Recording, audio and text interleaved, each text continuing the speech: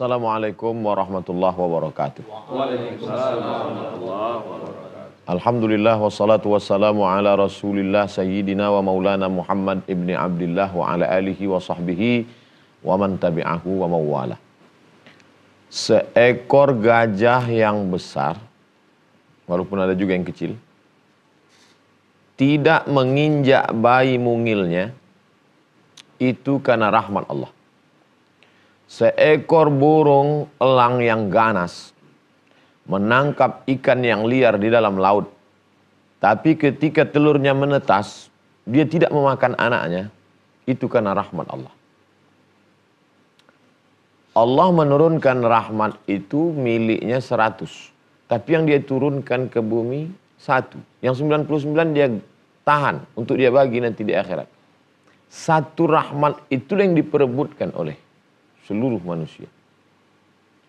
Kalau gajah dapat, burung elang dapat, tidak ada harimau menerkam anaknya, tapi kenapa ada manusia yang tidak mendapat rahmat dari 1 di antara 100? Dia bisa kalah dari hewan buas itu.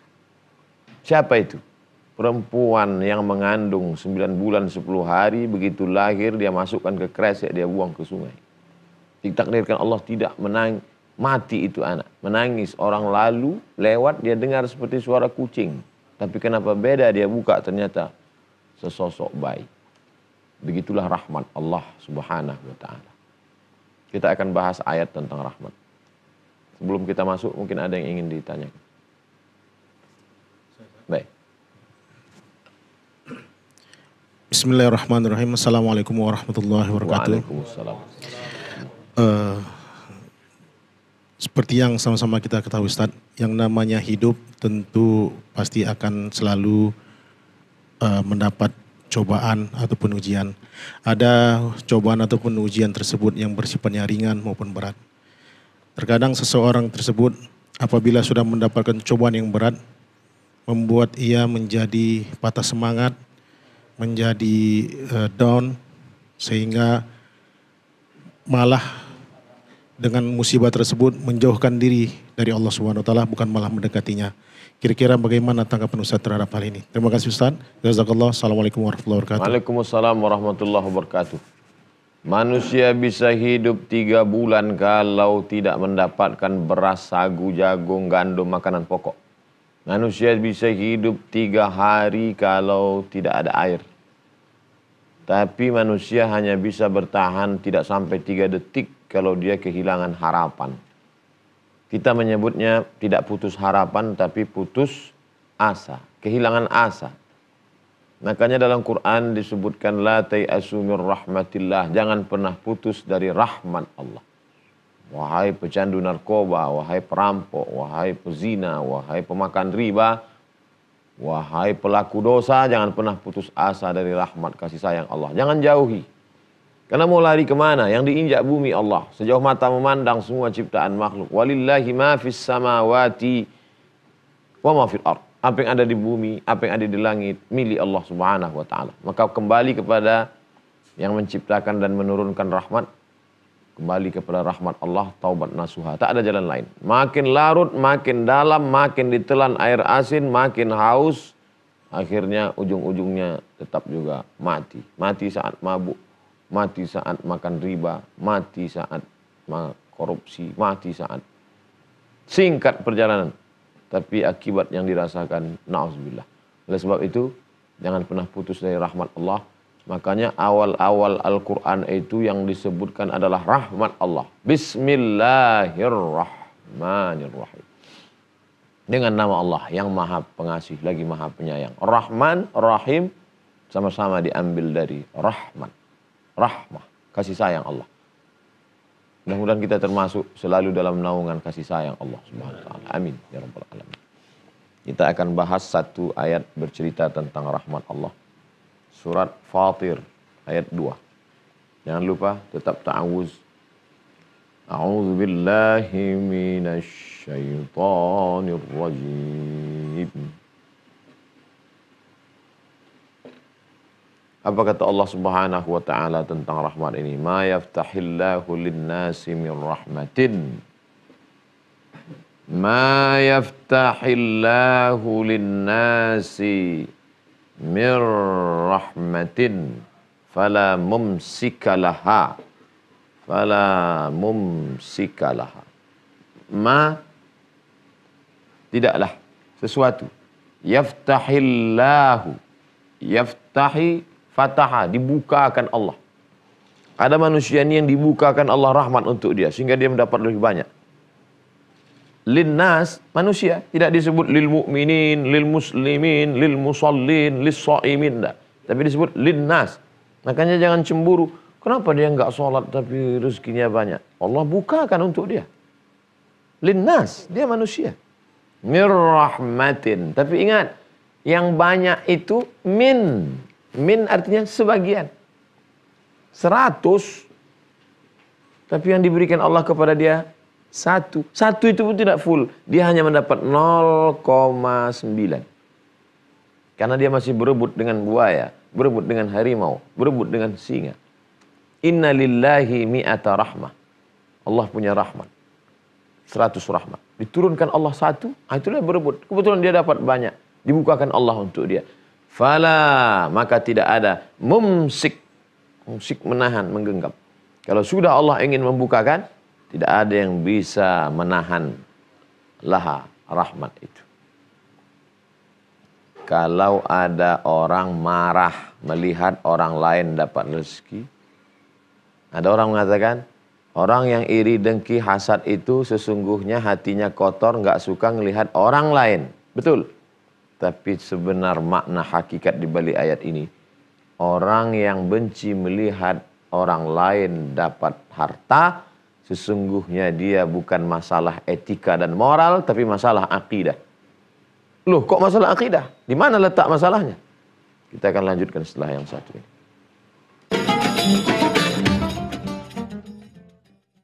Orang yang tidak suka melihat orang lain dapat nikmat, lalu dikatakan dia bermasalah dengan etika, moral, akhlaknya tidak baik.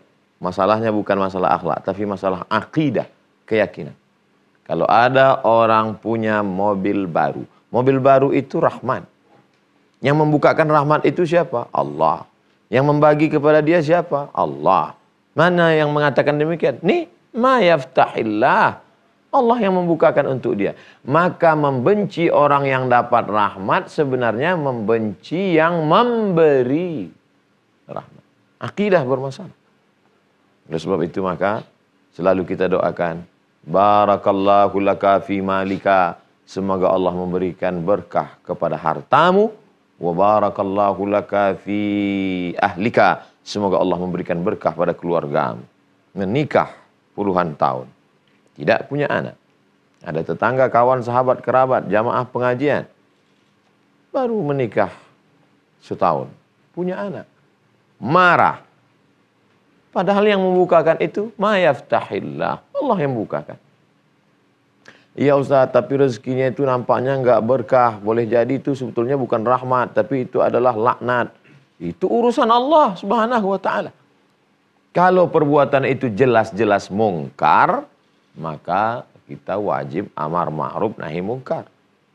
La ta'murunna bil ma'ruf wa la tanhahunna 'anil munkar. Tapi kalau masih menduga-duga, ya ayyuhalladzina amanu ijtanibu katsiran minadh-dhann inna ba'dadh-dhanni itsm.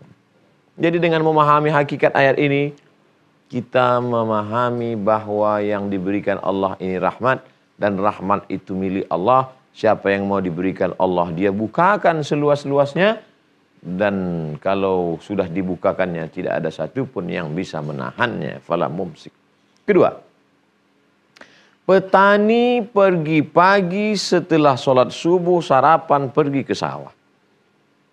Membajak sawah, membawa sapi kerbau, mencangkul dari pagi sampai petang. Ditanam padi. Setelah ditanam, berharap akan memetik hasil, memanen. Apa yang terjadi? Padi menguning, alhamdulillah. Besok mau dipanen, malam datang angin kencang, banjir bandang, hama, wereng, tikus. Besok begitu dilihat rata dengan tanah. Kenapa dia tidak adil? Kenapa bisa menjadi begini? Kenapa begini? Ini penyembuhnya. Ini obatnya. Ma yaftahillah, Allah yang membukakan untuk dia tumbuh. Tapi rupanya rezeki hanya sebatas menatap padi menguning. Rezeki hanya berkata sebatas orang berdecak kagum. Bagus ya padinya, tapi tak sempat untuk singgah. Kalau Allah sudah membukakan, maka tak ada yang bisa menahan. Fala mumsik, semua kuasa Allah. Lalu di mana letak kuasa kita? Kita hanya disuruh Allah Subhanahu wa taala berusaha. Ini yang dibukakan Allah. Lawan dari ini ada. Apa dia? Wa ma yumsiku. Sebaliknya. Kalau tadi buka. Sekarang tahan. Yaftah, buka. Yumsik, tahan.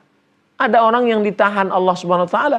Kalau sudah ditahan Allah Subhanahu wa taala, fala mursila lahu mim ba'dih. Siapa yang dibukakan, tidak ada yang bisa menahan. Siapa yang ditahan, tak ada yang bisa melepaskan.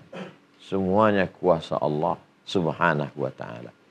Jadi sesungguhnya kenapa disuruh sebelum membuka usaha itu berdoa, berzikir, bersolawat, minta supaya Allah membukakan.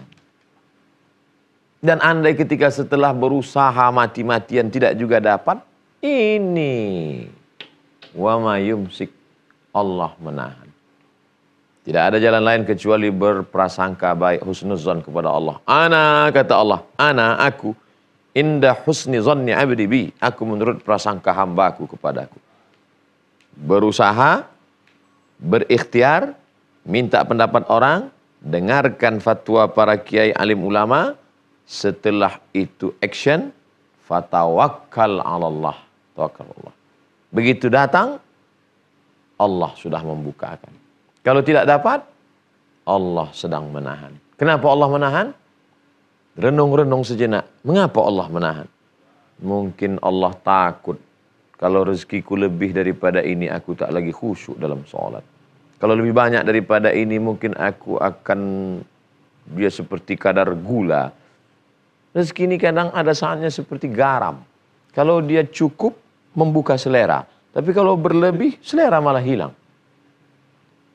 Kalau diperturutkan bisikan setan, Tuhanmu tidak adil. Yang tidak bersimpuh sujud dia berikan. Kenapa yang bersujud malah, oh na'udzubillah. Makanya kalau, satu kali kalau dalam kepala, sesungguhnya itu adalah akan membuka kalau berikutnya. Stres, depresi, kecewa, sakit, marah, dongkol. Apakah dengan mencaci maki Allah Subhanahu wa taala, sumpah serapah, dengan mengatakan tidak adil, dengan menumbuk dinding, memukul meja, menempeleng orang, apakah selesai? Tidak. Tak ada jalan lain. Ketika nampaknya bisikan-bisikan itu sudah datang, satu-satunya jalan hanya mengambil wudhu untuk memadamkan gejolak api yang bergejolak itu. Setelah padam, sholat sunat duha, sholat sunat hajat, sholat sunat tasbih, sholat sunat istikharah. Angkat kedua tangan, serahkan kepada Allah. Allahu Akbar. Kalau sudah rasa-rasanya tak ada lagi tempat untuk mengadu, berbisiklah ke bumi. Agar makhluk-makhluk Allah di langit, para malaikat membawakan rahmat, memohonkan ampunan, membukakan pintu-pintu taubat. Berakhirkah? Belum. Ayat ini akan ditutup dengan satu kalimat pamungkas setelah yang satu.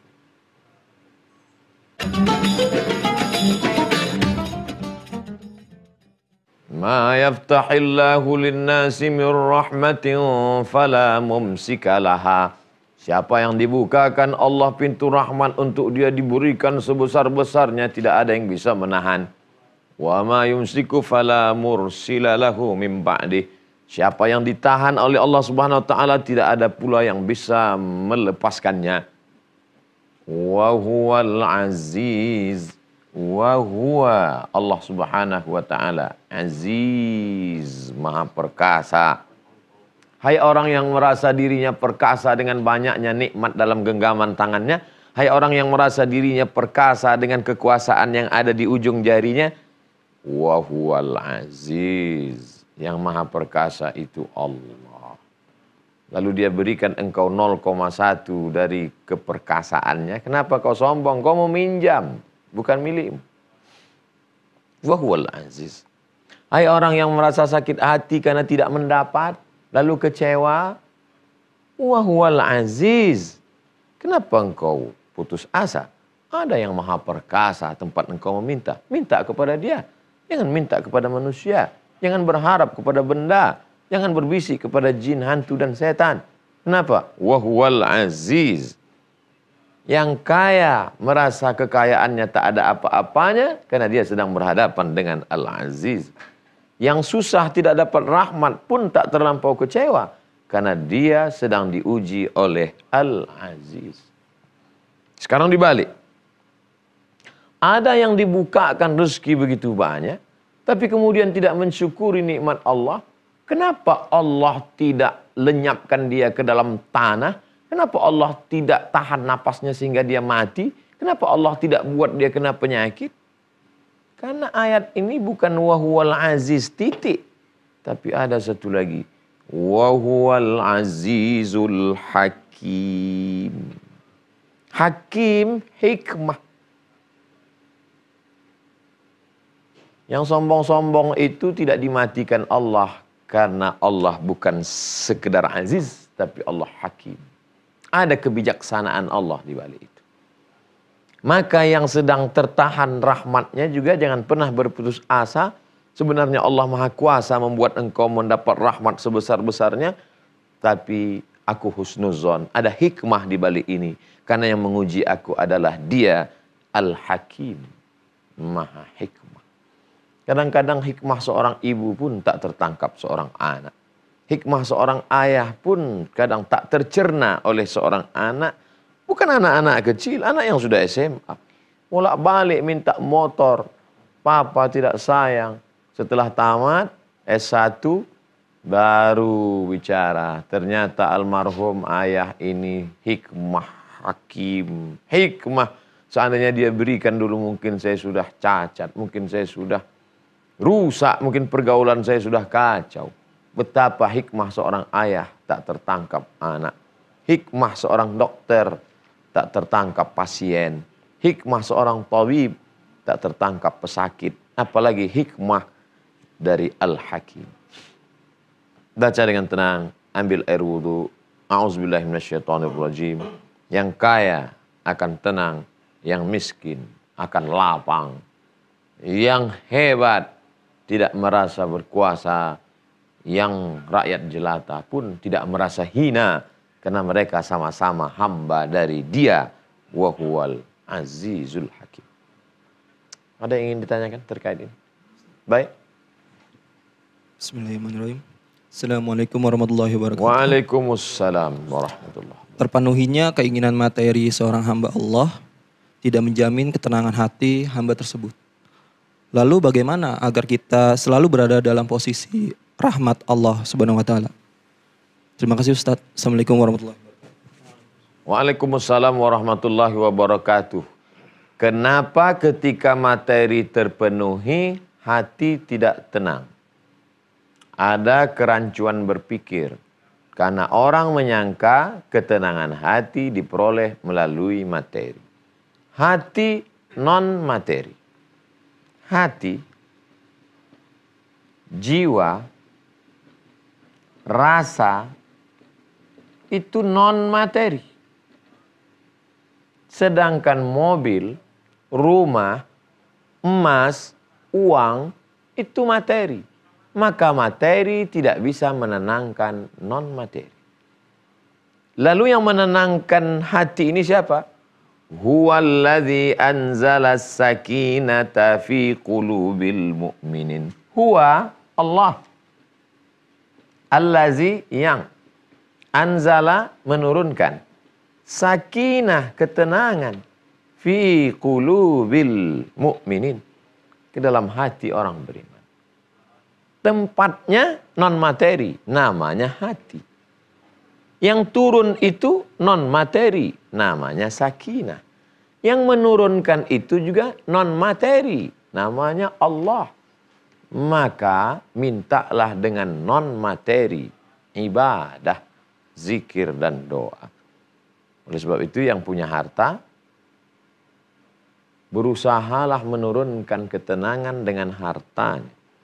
Ketika seorang datang ke suatu kampung yang tidak ada sumber air, dibuatkan sumur bor sehingga satu kampung bisa minum.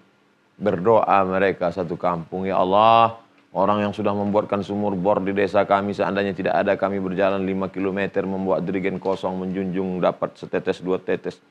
Sama tempat minum kami dengan tempat minum sapi. Tapi akhirnya ada.